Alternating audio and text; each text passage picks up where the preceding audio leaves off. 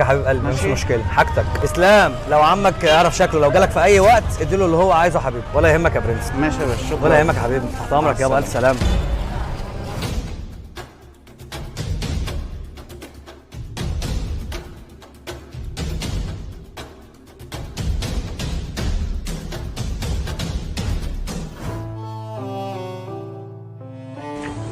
الو، السلام عليكم. السلام ورحمة الله وبركاته. التليفون ده بتاعي يا باشا، انا نسيته فين؟ انت كنت شاري مني عصير؟ ايوه انا يا باشا، ايوه. تمام يا برنس، تمام، تليفونك عندي. طب بالله عليك يا باشا بس ما تلمش الفرشه، انا جاي لك بسرعه اهو. طيب اتفضل يا برنس، انا شغال ان شاء الله.